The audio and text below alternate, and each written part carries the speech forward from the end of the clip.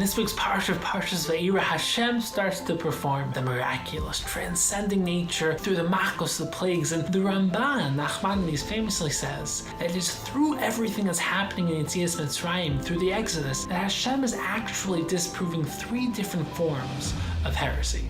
The first heretic, the first disbeliever in Hashem, says that I don't think Hashem exists at all. I don't see him, I can't smell him, I can't taste him. None of my senses allow me to perceive the transcendent.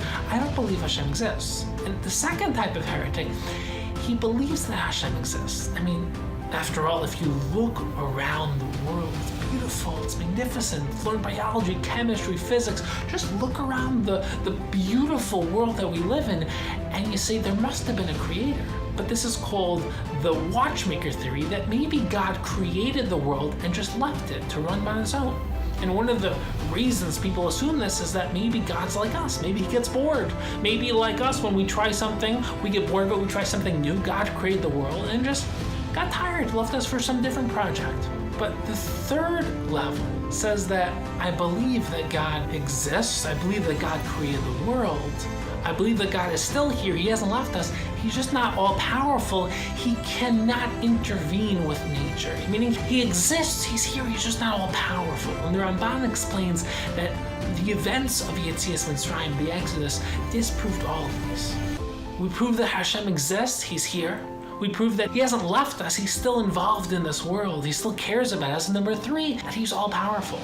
That he can do anything, he can uplift, uproot, and intervene with nature itself. But Rabbi Dessler actually takes this a step further and says, in order to really understand how to perceive Hashem, you need to ask yourself, how do you perceive nature? When we're talking about Hashem uplifting or uprooting nature, transcending nature, how do you perceive nature?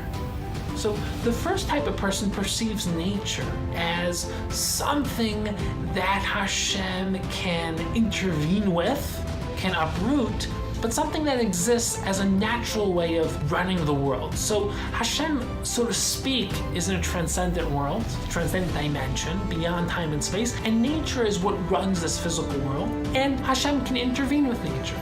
So such a person might pray, I know that if I put hard work in, I'll succeed. Hashem, please don't intervene, don't mess up my plans. Meaning, if everything runs smoothly according to nature, it'll be great. Unless Hashem decides otherwise, please don't do that. Now, Rav Dessler puts this type of person as the lowest person in terms of their understanding of nature, the lowest level. The second type of person says no. Hashem isn't, so to speak, above and nature is below. Hashem uses nature. Everything in this world is Hashem using nature, somewhat like a tool, where everything in my life comes from God. And that's where the type of person who sees the world like this lives a very spiritual life. And they see hashgacha, they see divine intervention in all aspects of their life. But there is a limitation. Because why would God need a tool? You only need a tool when you can't do something yourself. You need a pen because your finger itself can't write. So why does God need nature? And the Ramban actually believes in this third level of nature, which Rav Dessler says is the highest level of understanding nature. What is this level? It's when you understand that nature is just a word we use. There is nothing called nature. There is nothing natural in this world. Everything is an expression of the will of Hashem. When you want to do something, you have a machshava, a thought, and then you express it through a ma'aseh, through an action. Everything in this world is an expression of Hashem's will, of Hashem's thoughts. Hashem expresses himself into this world through everything that happens. And miracles are momentary instances where Hashem chooses to do something out of the ordinary, something different.